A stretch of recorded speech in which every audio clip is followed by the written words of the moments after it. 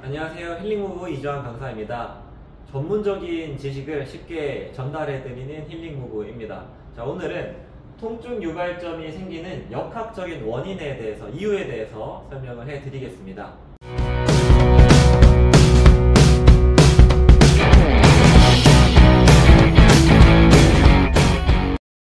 우리가 통증 유발점이 뭔지는 이미 첫 번째 영상에서 배웠는데, 통증 유발점이란 단단한 띠 안에 존재하는 과민 반응을 일으키는 지점으로 우리가 알고 있습니다.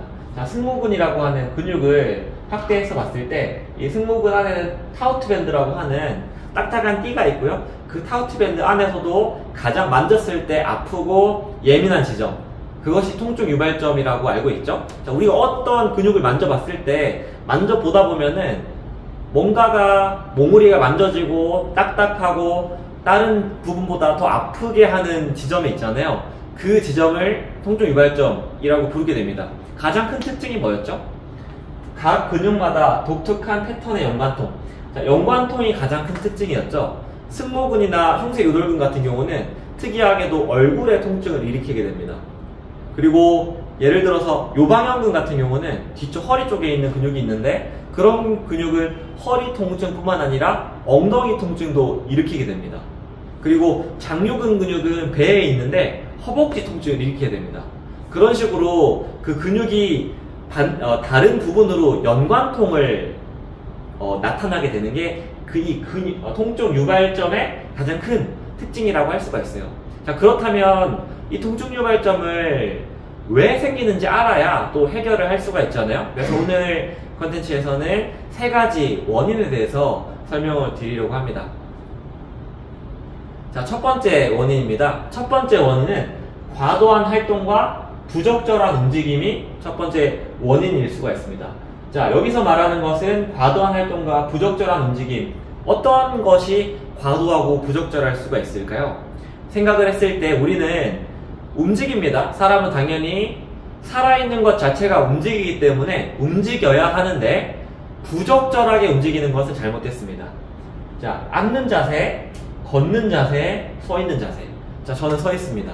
여러분, 일상생활 가운데 어떠한 자세로 서 있습니까? 또는 우리 고객들은 어떠한 자세로 서 있을까요? 어떤 자세로 걸을까요? 걷는 자세. 그래서 이 힐링무브 시스템에서 가장 먼저 평가하는 것이 바로 정적인 자세 평가를 합니다. 자세, 옆에서 어떻게 서 있는지. 현대인들은 요즘에는 많이 스웨이백 자세가 정말 많죠. 배를 앞쪽으로 이렇게 내밀고 있는 거북목 자세 정말 많습니다. 그리고 앉는 자세 역시 분석을 해야 합니다. 왜냐면 우리를 찾아오는 대부분의 고객님들이 직장인이기 때문에 본인의 일터에서 하루 종일 앉아있는 그 자세가 현재의 건강에 문제를 만들었거든요.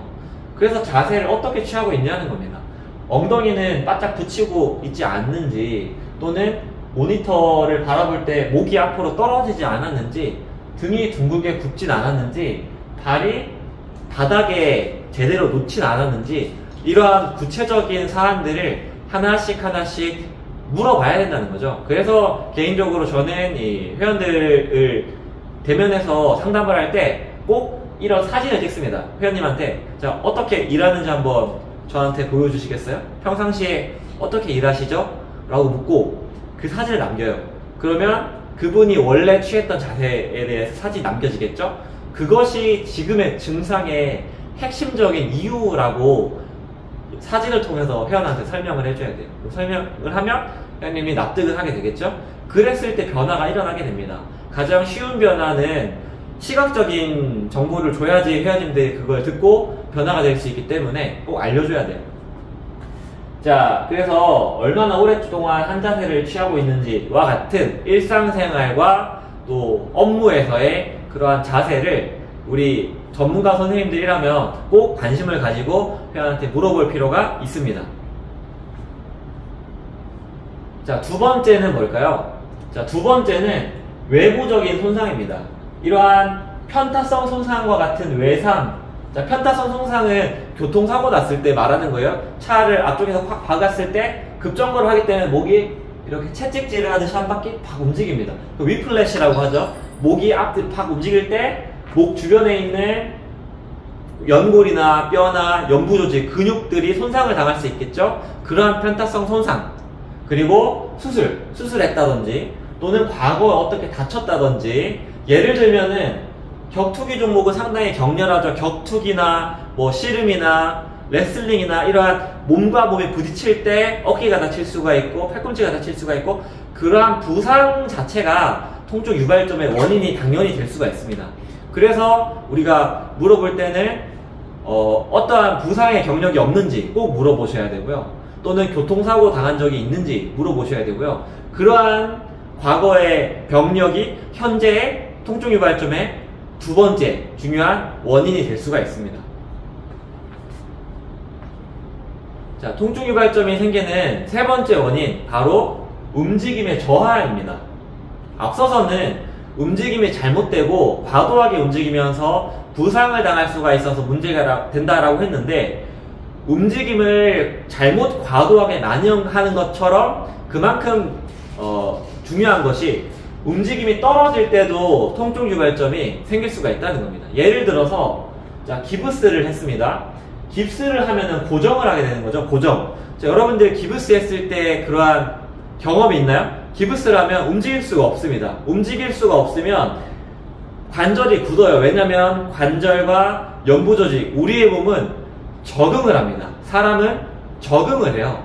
그래서 움직임이 없으면 관절이 굳고 근육이 짧아지고 적응을 하기 때문에 그 정상적인 근육의 기능이 떨어지면서 통증 유발점이 생길 수가 있다라는 걸 알 필요가 있어요. 꼭 기부스를 해야 될까요? 그게 아니라 좌식 생활, 아니면 좌식 생활이나 디스크와 같은 문제, 오랫동안 앉아있는 여러분들, 누구나, 현대인 누구나 움직임이 저하된 상태로서 잠재적인 통증 유발점이 생길 수 있는 위험 요소를 가지고 있다라는 것을 꼭 기억해 주시길 바랍니다. 정리해보면, 첫 번째, 과도한 활동과 부적절한 움직임.